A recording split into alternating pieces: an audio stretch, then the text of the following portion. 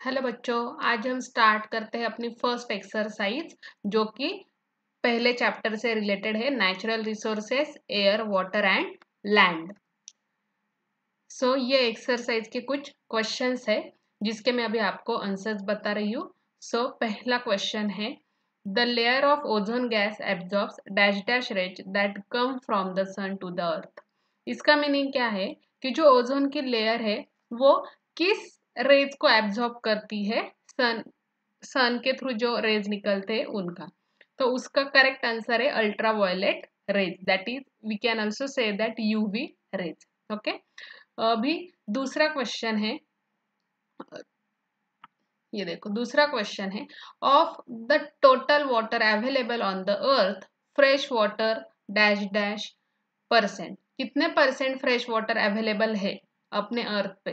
तो उसका correct answer है 0.3%। देखो यहाँ पे आप देख सकते हो 0.3% is the water available on to the earth. Okay, जो कि हम यूज कर सकते हैं उतना वाटर है 0.3%।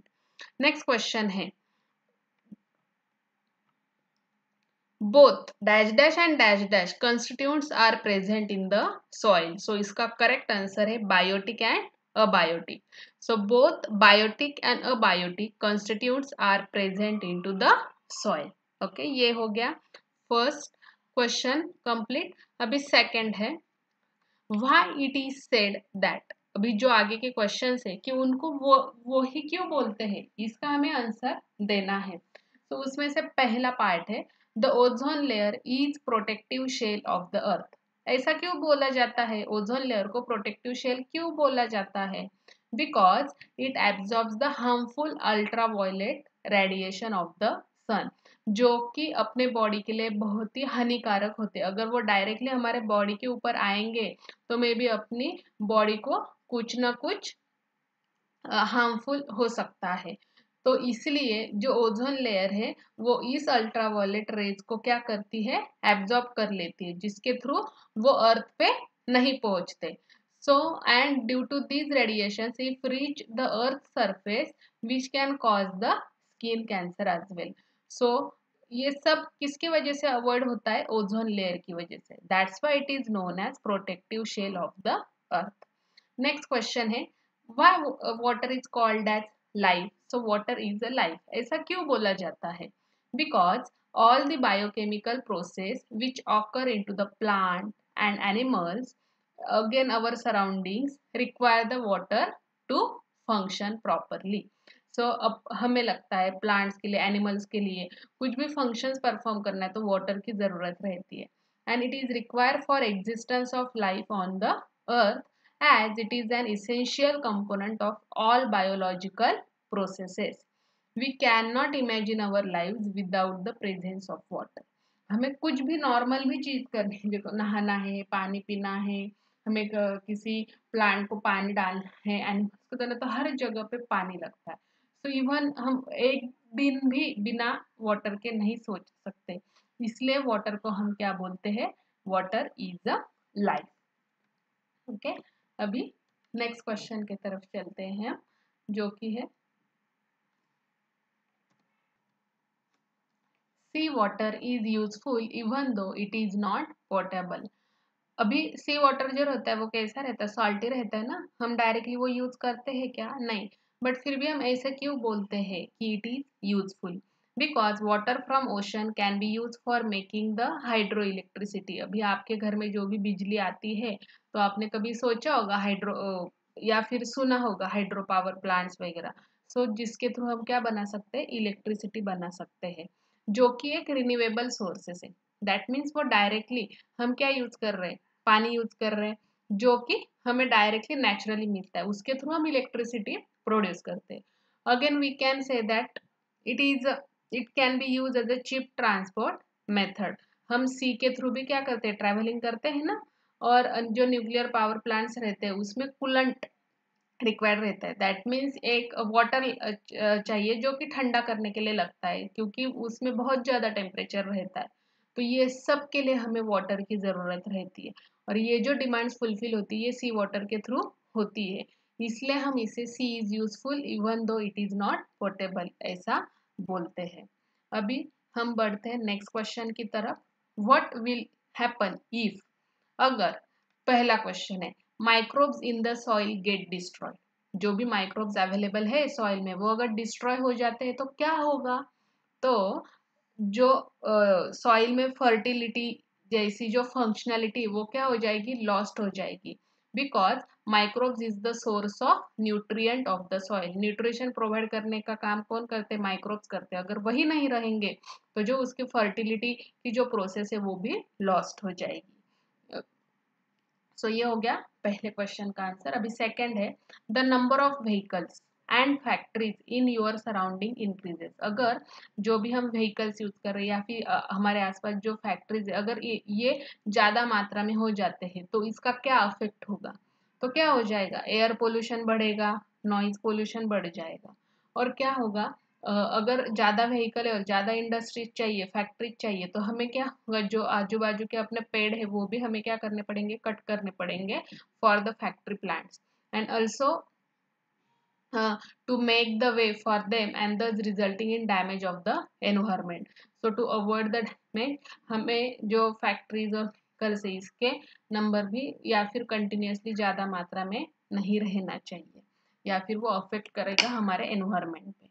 ओके, ये हो गया क्वेश्चन सेकेंड। अभी नेक्स्ट है question three, the total supply of portable water is finished, अगर जो हम यूज कर सकते हैं ऐसा वाटर ही अर्थ पे नहीं रहा, वो फिनिश हो गया, तो क्या होगा? The life on the earth will end. Why it is so? Because we are saying that water is life. और अगर वाटर ही नहीं रहा तो लाइफ रहेगी क्या अर्थ पे? नहीं रहेगी। Water is required for the existence of living beings and in its absence it would hamper total development and their survival. That's why अगर वाटर ही नहीं है तो लाइफ भी नहीं रहेगी अर्थ पे। ये हो गए क्वेश्चन थ्री।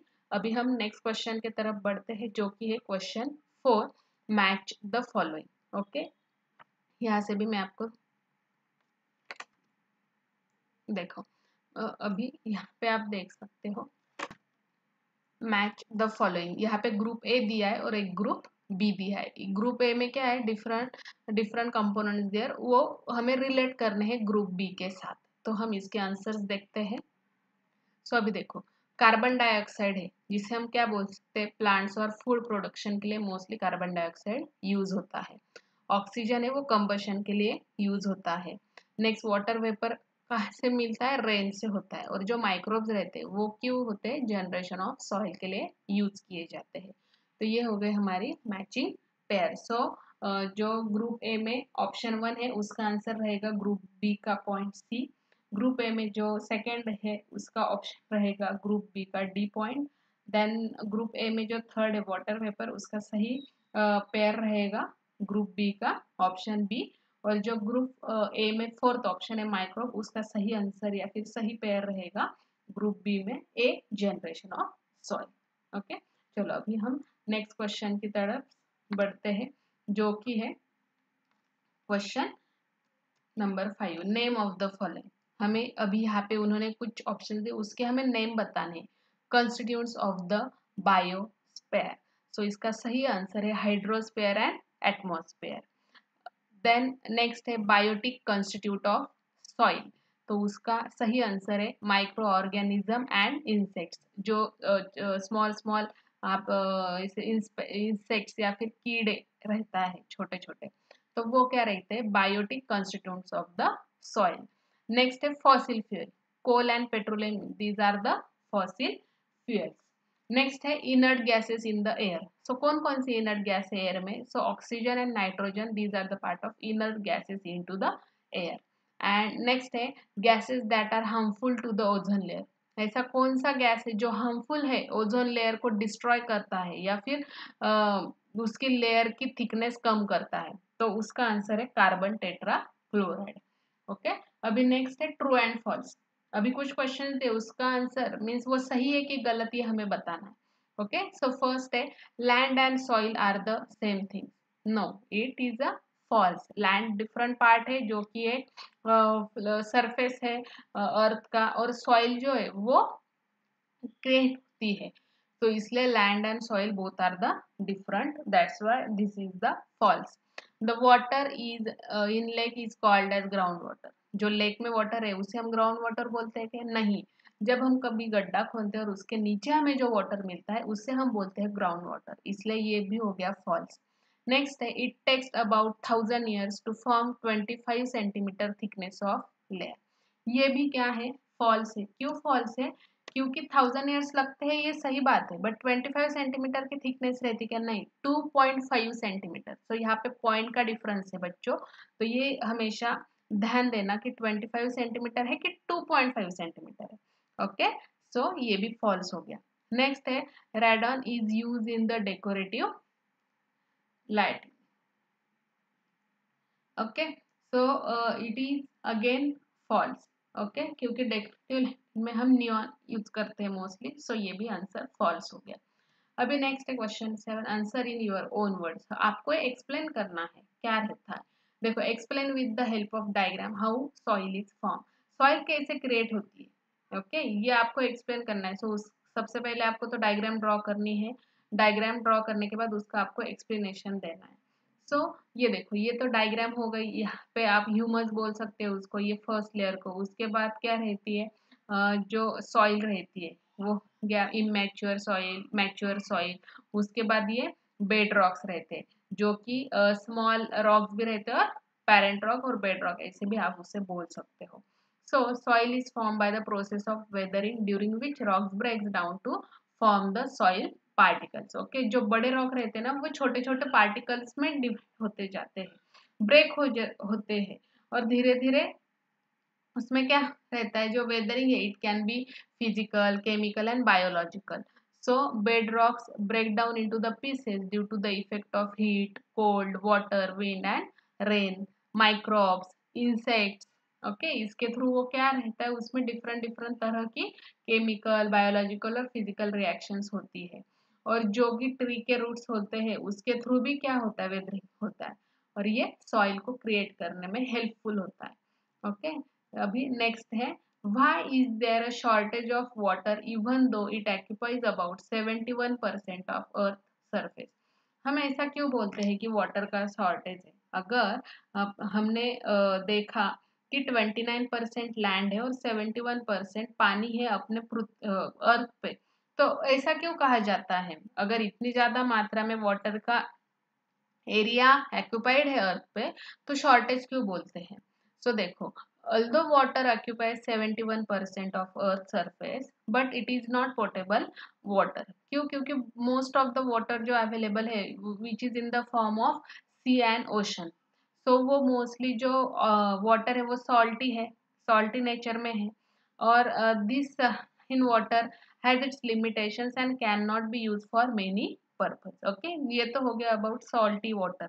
नेक्स्ट, जो 2.7% वाटर है वो फ्रोजन फॉर्म में है, या फिर ग्राउंड वाटर है, जो कि इनएक्सेसिबल है, हम वो डायरेक्टली एक्सेस नहीं कर सकते। सो ओनली 0.3% जो वाटर अवेलेबल है वो पोर्टेबल है, that which we can use or human can consume that water। That's why we are saying that the shortage of water because it's only 0.3%। अभी next है, what are the various constitute of air and write their uses. कौन कौन से constitute है air के, कौन कौन से से? तो एयर में जैसे कि हमने देखा था, oxygen, carbon dioxide, nitrogen, helium, ऐसे अलग अलग क्या है। तो उसके यूजेस क्या है? जो ऑक्सीजन रहता है मोस्टली हम वो किसके लिए यूज करते हैं? रेस्पिरेशन एंड कंबशन के लिए यूज होता है। जो कार्बन डाइऑक्साइड होता है ये प्लांट्स मोस्टली यूज करते हैं to create their foods, and also it is use in fire extinguisher. अगर कभी आती है तो हम आपने फायर एक्सटिंग्विशर देखा होगा, तो उसमें कौन सा गैस रहता है? कार्बन डाइऑक्साइड, जो कि आग को बुझाने के लिए मदद करता है या फिर हेल्प करता है। Next है nitrogen, that is N2। So nitrogen mostly used in fixation of the fixation by the bacteria।